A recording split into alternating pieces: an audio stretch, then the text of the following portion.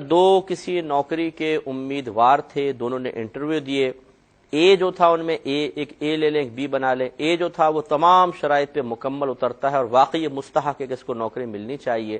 لیکن بی جو ہے وہ پورا نہیں اترتا، لیکن وہ کسی کی سفارش یا رشوت سے آنا چاہتا ہے۔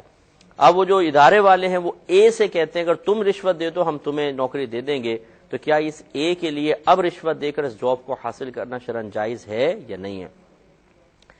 ایک دیکھیں اصول اگر آپ یاد رکھیں، اس سے بہت سارے مسئلے حل ہوں گے کہ اگر ایک شخص کسی چیز کا مستحق ہو اور وہ اس مستحق چیز کو جائز طریقے سے حاصل نہ کر سکتا ہو اور اس کے حصول کے لیے بظاہر ایک ناجائز ذریعہ اور طریقہ اختیار کرے، تو اس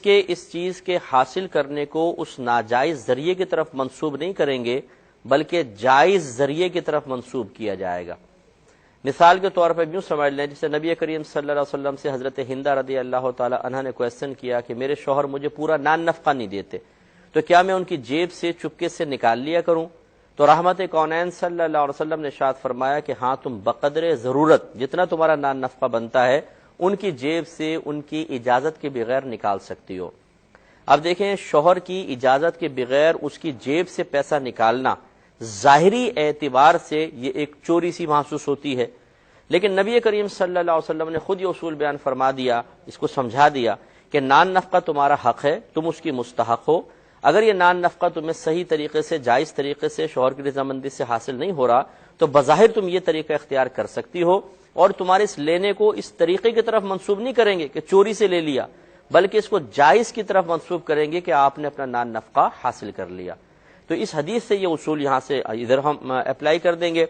کہ یہ امیدوار جو مستحق بھی ہے، اب اس کو نوکری ملنی چاہیے،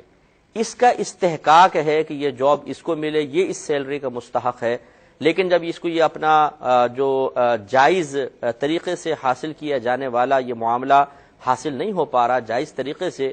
تو پھر وہ کیا کرے گا؟ تو پھر وہ رشوت دے کر لے سکتا ہے۔ اب ہم اسے یہ نہیں کہیں گے رشوت سے چیز حاصل کی، بلکہ اس کو منسوب جائز چیز کی طرف کریں گے کہ آپ نے اپنی قابلیت سے حاصل کی، گویا کہ اس وقت اس کا رشوت دینا جائز، ہاں لینے والوں کا لینا اب بھی ناجائز اور حرام ہی بنے گا۔ اور اسی اصول پر تمام وہ چیزیں بھی ہیں۔ آپ اگر مثال کے طور پہ کسی ادارے میں جاتے ہیں، کوئی فائل وغیرہ پہ سائن کروانے ہیں، اور آپ کو یقین ہے، اور جیسے عموماً ہمارے یہاں اداروں میں ہوتا ہے کہ تھوڑا بہت ٹیبل کے نیچے سے جب تک نہیں دے دیں گے اس پر سائن ہوگا ہی نہیں، اتنے آپ کو چکر لگوائیں گے کہ آپ مر جائیں گے لیکن آپ کی فائل آگے نہیں بڑھ پائے گی۔ اس میں اگر اس شخص اپنی جان بچانے کے لیے، اذیت سے بچنے کے لیے، حرج سے بچنے کے لیے، مصیبت سے بچنے کے لیے، ان کی طرف سے پہنچنے والے شر سے محفوظ رہنے کے لیے رشوت دیتا ہے، اس کا دینا جائز ہے، ان کا لینا حرام ہے۔ امید ہے کہ آپ بات سمجھ گئے ہوں گے۔